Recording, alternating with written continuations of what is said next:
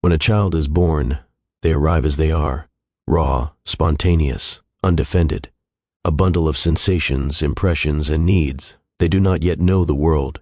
They only know whether they are held or ignored, heard or silenced, seen or overlooked. And some children, sensing the emotional atmosphere around them, do something extraordinary, something invisible, something tragic. They adapt. They become what is needed of them, not what they truly are, but what will earn them love.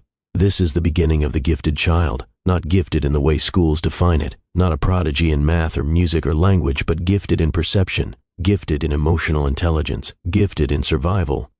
These children possess a strange, painful genius. They intuit what their caregivers are feeling and morph themselves into whatever makes the parent most comfortable. They become the peacekeeper. Why does this happen? Why would a child erase parts of themselves just to be loved? Because a child would rather feel guilt than worthlessness. A child would rather think something is wrong with me than my parent cannot love me as I am. The former gives them a sense of control, the illusion that if they just try harder, become better, be quieter or more perfect, they'll finally be safe. So they learn to disconnect from their rage, from their sadness, from their needs, and from the very emotions that would have led them home to themselves. This is the original wound, not always from outright abuse, but often from emotional neglect, unmet attunement, or growing up with a parent whose love was conditional. The parent may not have meant harm. They may have been depressed, narcissistic, overwhelmed, or simply unaware. But the result is the same. The child becomes the mirror instead of being mirrored. And so begins the performance. The child learns, if I'm pleasing, I'm safe. If I'm helpful, I'm loved. If I succeed, I matter. But behind the smile is a scream. Behind the achievements, a void. Behind the perfect image, a disowned, aching self locked in the basement of the soul.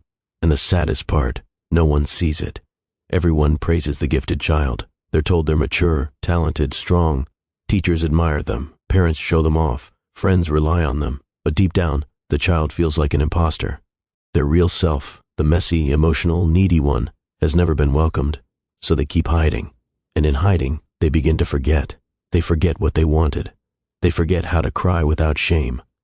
They forget who they were before the performance. But the body remembers, the unconscious remembers, and one day it will all come back.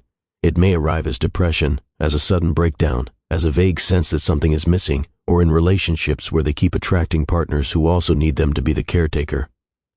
It may come out in overachievement, a compulsive drive to succeed, not out of joy, but out of terror. A feeling that if they stop performing, they'll disappear.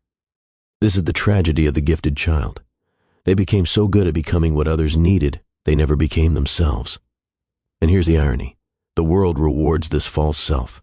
It applauds the persona. But inside, the child, now adult, is empty. Achievements don't satisfy. Praise feels hollow. Love feels foreign because love was never given to the real them. So they begin to ask, who am I when I'm not performing? Who am I without the applause? What if the self I've buried is the only one that could feel joy? This is the first flicker of awakening, the moment the false self starts to crack, the moment they realize I've spent my life trying to earn love by hiding the parts of me that needed it most. But waking up is terrifying because to reclaim the true self, they must feel everything they once repressed, the rage, the grief, the loneliness, the unbearable longing to be held. These feelings are not new. They've been there all along, stored in the body, haunting the dreams. Bleeding through the cracks, the inner child has not disappeared. They've just been waiting in silence, waiting for the moment you turn toward them, not with shame, not with judgment, but with listening. And in that listening, something begins to shift. For the first time, the gifted child is not performing.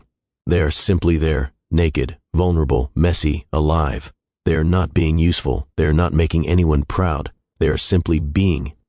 And for the first time, it is enough. But the journey has only just begun, because the next question is, if I've been performing my whole life, who is the real me underneath? The moment the gifted child stops performing, something terrifying happens. The silence. For the first time, they're not being applauded. No one is saying good job. No one is amazed by how mature, helpful, or emotionally wise they are. There is no one to rescue, no one to fix, no one to impress. It feels like death because in a way it is the death of the persona, the death of the child who only knew how to survive by being exceptional. And in that silence, something buried begins to rise. The real self, the one who was never allowed to speak. But it doesn't come out confidently. It doesn't arrive polished or articulate. It arrives in fragments, in tears that don't make sense, in anger with no clear cause, in longings that feel too big, too ancient, too raw to explain. This is the grief of the gifted child, not just for what was done to them, but for what was never done. The missed attunement, the hug that never came, the words they never heard, the presence they never felt, and the terrifying realization that no one is coming to give it to them now. So they must become what they never had. They must become their own witness, their own parent. They must go back to the abandoned places inside them and sit, no fixing, no explaining, just being with the pain they were once too small to bear. This is not glamorous work. This is not the part of the story people clap for. This is shadow work, soul retrieval, the slow, agonizing unlearning of a lifetime of performance. And yet this is where healing begins. Because for the first time, the gifted child is not earning love by being useful. They are not suppressing their needs to protect someone else's feelings. They are not translating their pain into productivity. They are just hurting and letting that be real. This is when the real transformation begins. Not the outer one, not the impressive resume, the picture-perfect life, the healed aesthetic, but the quiet, private revolution that says, I will no longer abandon myself to be loved. And this changes everything. It changes how they work. No longer driven by fear of being nothing if they're not successful, they begin to create from a place of play, rest, curiosity. It changes how they love. They stop trying to fix or save people because they no longer see love as a performance, but a place of presence. And it changes how they see themselves. The gifted child who once thought they had to be perfect to deserve love begins to realize they were never too much. They were never too needy. They were never broken. They were just unseen. But healing doesn't mean the pain disappears. Sometimes it deepens because now you're finally strong enough to feel it. And in that feeling, the walls begin to crumble. The ones you built to protect yourself. The ones that kept others out and kept you in. Because let's be honest, being gifted wasn't a gift when you were a child. It was a mask you wore to survive, to make the chaos around you manageable, to make the adults around you feel less unpredictable, to make your own needs small enough to not be punished. You became a master of emotional translation, turning your heartbreak into a smile, your loneliness into creativity, your fear into intelligence. But now you're exhausted. You're tired of translating your soul into something people will accept. You want to speak the raw, broken, beautiful language of your truth, even if your voice shakes when you say it.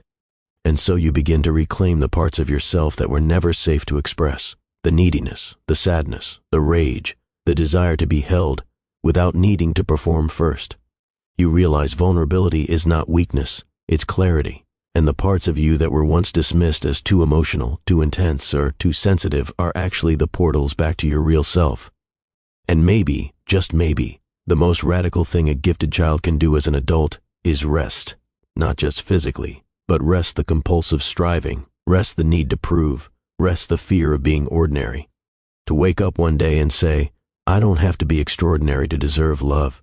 And when you start living from that place, a strange thing happens. People don't love you less, they love you more. Not because you're finally perfect, but because you're finally real. This is what the gifted child was always searching for. Not applause, but connection. Not admiration, but presence. Not performance, but intimacy. And it was never out there. It was always waiting inside the self they were told to abandon. So if you feel lost right now, like everything you built your identity around is starting to fall apart, good. That's not failure. That's rebirth. The person you had to become is finally stepping aside, so the person you were always meant to be can come home. And when that child returns wild, messy, intuitive, and beautifully alive, don't make them perform. Just hold them, let them cry, let them speak, and listen like their life depends on it. Because once it did,